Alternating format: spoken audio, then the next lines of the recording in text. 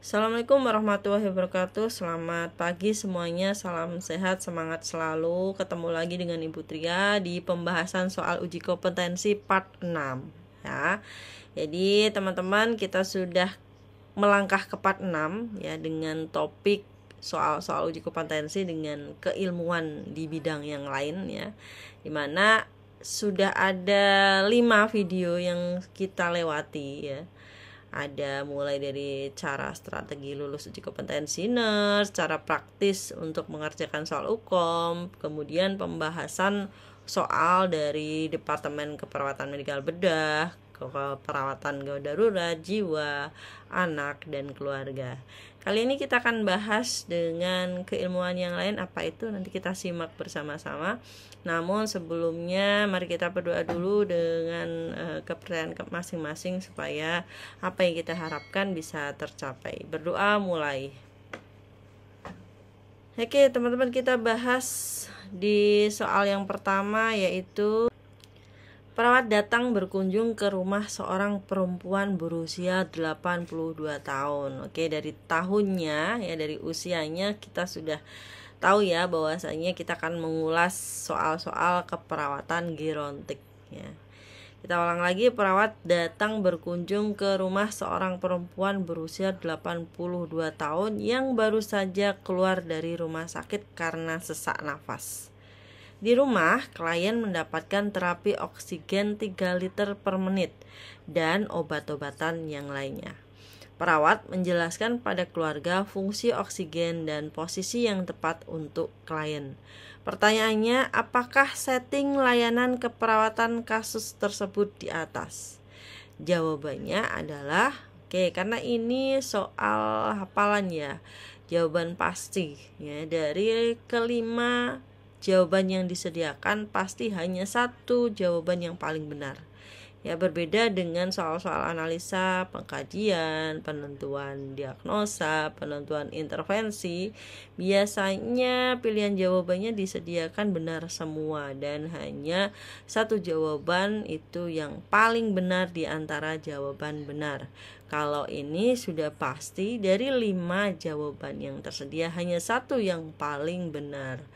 Jawabannya adalah B, home care. Oke, kita lihat ya rasionalnya kenapa jawabannya home care. Home care adalah layanan keperawatan yang dilakukan di rumah dengan perawat dan petugas kesehatan lainnya yang datang berkunjung. Oke, sudah jelaskan tadi perawatnya datang ke rumah untuk memberikan edukasi terkait dengan oksigen, bagaimana cara menggunakannya. Posisi kliennya juga sudah ada di rumah ya. Jadi sudah tentu ini perawat sedang melakukan home care atau perawatan di rumah klien. Kasus yang kedua, seorang perempuan 70 tahun datang ke poliklinik geriatrik dengan keluhan varises di kakinya yang semakin besar dan terasa nyeri. Hasil pengkajian didapatkan data tekanan darah 160/80 mmHg, frekuensi nadi 70 kali per menit, dan terlihat varises pada daerah otot gastrocnemius. Pertanyaannya, apakah perubahan fisiologis yang menyebabkan kondisi pada kasus tersebut di atas? Jawabannya adalah varises ya, yaitu hilangnya elastisitas pembuluh darah vena ya, karena sudah jelas itu ya, ada varises ya. Ini berarti Anda harus tahu ya, minimal deskripsi atau definisi varises. Jawabannya adalah C. Ini dia rasionalnya. C. Kekenyalan atau elastisitas pembuluh darah pada lansia, baik vena maupun arteri, mengalami penurunan sehingga aliran balik darah ke jantung seringkali terbendung yang terlihat berupa penonjolan pembuluh darah atau lebih dikenal sebagai varises ya. Memang muncul di gastrocnemius ya, bagian betis itu ya, itu menonjol karena adanya tadi ya pembuluh darah yang terbendung membesar ya, menjadi sebuah varises. Saat melakukan kunjungan rumah, perawat bertemu seorang laki-laki berusia 62 tahun mengeluh pusing, telinga berdengung, penglihatan kabur, dan rasa berat di tengkuk.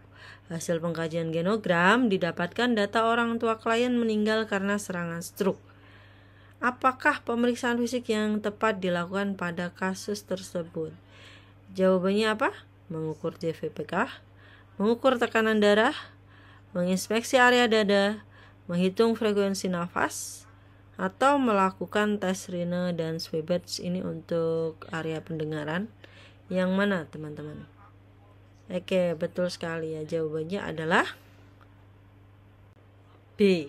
Jadi jawabannya adalah B ya, mengukur tekanan darah. Tekanan darah adalah tekanan darah pada arteri saat itu dipompa ke seluruh tubuh oleh jantung. Tekanan darah hipertensi biasanya tidak memiliki gejala tetapi dapat menyebabkan masalah kesehatan yang serius ya. Kalau kita lihat sih tadi di keluhannya mengarah ke gangguan sistem peredaran darah, terutama yang dipengaruhi oleh jantung, kardiovaskuler ya. Jadi yang paling utama adalah lakukanlah pemeriksaan tekanan darah ya menggunakan sphygmomanometer dan stetoskop. Oke, kita lanjut ke soal berikutnya. Seorang perempuan berusia 60 tahun dengan berat badan 78 kg dan tinggi badan 158 cm datang ke puskesmas karena hipertensi. Hasil pengkajian didapatkan klien mengatakan tidak menyukai masakan bersantan dan asin, tidak merokok dan tidak minum kopi. Pertanyaannya, apa faktor risiko hipertensi yang tidak dapat diubah pada kasus tersebut? Apa kira-kira? Oke. Sukukah? Karena suku di sini juga tidak ada ya, tidak digambarkan di kasus. Usia ya, sudah saya bold, sudah saya pertebal. Jadi usia merupakan faktor risiko terjadinya hipertensi. Obesitas, apakah faktor risiko?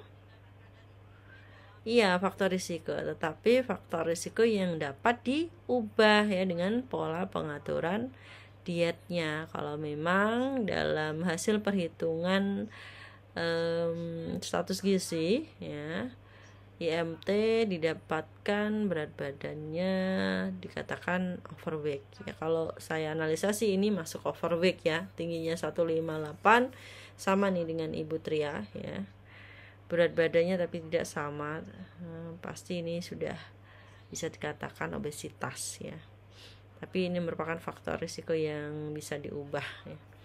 Diet tinggi garam juga merupakan faktor risiko yang bisa diubah dengan cara mengatur diet ya, tapi ini pasiennya tidak menyukai masakan yang bersantan kan ya, tidak suka juga yang asin ya. Jadi sudah jelas apakah itu usia atau umur. Ini dia, semakin bertambah usia semakin berisiko terjadinya hipertensi. Untuk rasional yang lain teman-teman bisa baca sendiri ya, kenapa tidak yang A, kenapa tidak yang C, yang D maupun yang E ya. Soal berikutnya, seorang laki-laki berusia 72 tahun datang ke puskesmas dengan keluhan sesak nafas. Hasil pemeriksaan tekanan darah 160/90 mmHg, frekuensi nafas 27 kali per menit, frekuensi nadi 83 kali per menit, suara nafas terdengar redup. Klien bernapas menggunakan otot bantu nafas dan bernafas dengan mulut. Apakah diagnosa keperawatan yang tepat pada kasus tersebut? Iya, betul sekali ya. Sudah jelas, ini sudah saya pertebal. Masalahnya adalah di pernafasan ya. Pola nafas tidak efektif. Lalu kenapa tidak D, bersihan jalan nafas tidak efektif? Karena di kasus tidak menunjukkan adanya sumbatan atau batuk yang tidak efektif, yang mana bisa menyebabkan kesukaran dalam mengeluarkan sekret ya. Tidak ada masalah itu, yang muncul hanya frekuensi nafas gitu ya, suara nafas, kemudian menggunakan otot bantu nafas. Tentu ini adalah kasus atau masalah keperawatan pola nafas tidak efektif.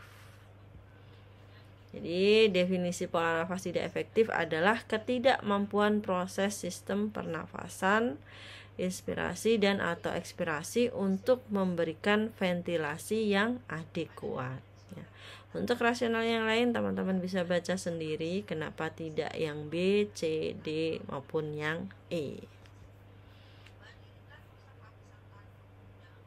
Soal berikutnya, seorang perempuan berusia 69 tahun tinggal di panti mengeluh pada petugas tidak nafsu makan dan terdapat sariawan di mulutnya. Petugas melaporkan kondisi tersebut pada perawat. Hasil pengkajian, klien bau mulut, gigi terlihat kotor, banyak sisa makanan. Bibirnya kering dan tampak stomatitis pada mukosa mulut berwarna merah dengan diameter 0,5 cm. Pertanyaannya, apakah intervensi keperawatan yang prioritas pada kasus tersebut? Jawabannya adalah E, ya, menganjurkan berkumur dengan mouthwash non alkohol, ya. Jadi kenapa tidak meningkatkan intake cairan? Padahal di sana ada bibir kering, ya, karena datanya tidak lebih banyak dari masalah defisit perawatan diri, ya. Itu ada kliennya baunya mulut, ya, klien bau mulut, giginya terlihat kotor, banyak sisa makanan gitu ya. Ada stomatitis juga gitu ya.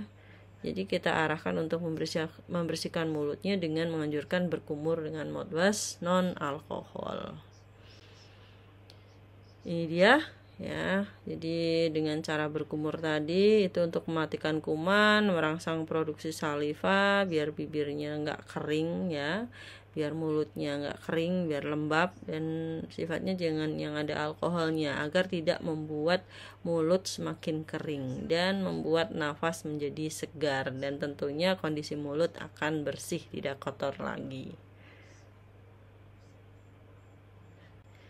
Seorang laki-laki berusia 67 tahun tinggal di Panti Werda mengeluh pada perawat yang bertugas tentang kulit kakinya yang hitam, kasar, dan pecah-pecah. Klien mengatakan ini disebabkan karena dirinya bekerja sebagai pemulung di Bantar Gebang selama 20 tahun tanpa alas kaki. Hasil pengkajian, kulit kaki yang mengelupas, kotor, dan tampak banyak bekas garukan kuku. Apakah intervensi keperawatan yang tepat pada kasus di atas? Jawabannya adalah perawatan kaki, ya. Kenapa nggak perawatan luka? Ya karena tidak ada muncul data-data yang mengarah ke luka. Kalau ini mengarahnya ke luka, mesti kulitnya terdapat luka, luasnya berapa, ada nggak eksudatnya, gimana kondisi lukanya, berapa granulasinya, dan nekrotiknya enggak gitu ya. Maka yang paling tepat adalah jawabannya D, ya, dengan perawatan kaki. Ya, perawatan kaki itu dengan mencuci, masase, memotong kuku kaki, ya, termasuk dengan menganjurkan senam kaki. Itu juga masuk dalam intervensi perawatan kaki. Seorang laki-laki berusia 72 tahun dikunjungi perawat ke rumahnya, home care berarti. Keluarga mengatakan klien sering keluyuran tanpa tujuan yang jelas, marah-marah, dan menuduh anggota keluarga karena kehilangan sesuatu. Apakah gangguan psikososial yang dialami klien tersebut? Iya, sudah jelas ya, usianya 72 tahun gitu ya. Keluyuran tanpa tujuan yang jelas, menuduh anggota keluarga karena kehilangan sesuatu, ya, termasuk marah-marah, itu merupakan ciri gangguan psikososial demensia. Demensia bukanlah sebuah penyakit, namun merupakan suatu gejala yang disebabkan oleh penyakit atau kelainan pada otak. Demensia ditandai dengan terganggunya mental seseorang yang menyebabkan gangguan berpikir dan hilang ingatan. Demensia juga dapat menyebabkan perubahan sifat dan perilaku seseorang. Untuk depresi itu apa, delirium itu apa, skizofrenia itu apa, halusinasi itu apa, Anda bisa baca dalam keterangan berikut ini. Sengaja saya menyiapkan lengkap, ya, penjelasan dari tiap-tiap poin jawaban, ya, supaya Anda bisa mengidentifikasi mana yang paling tepat sesuai dengan kasus yang tersedia. Dan ini referensi yang Bu Triana gunakan ya. Alhamdulillah sudah sampai slide yang terakhir. Jangan lupa subscribe, like, dan share ya. Semoga bermanfaat, semoga memudahkan teman-teman dalam menghadapi ujian kompetensi. Saya akhiri, wassalamualaikum warahmatullahi wabarakatuh.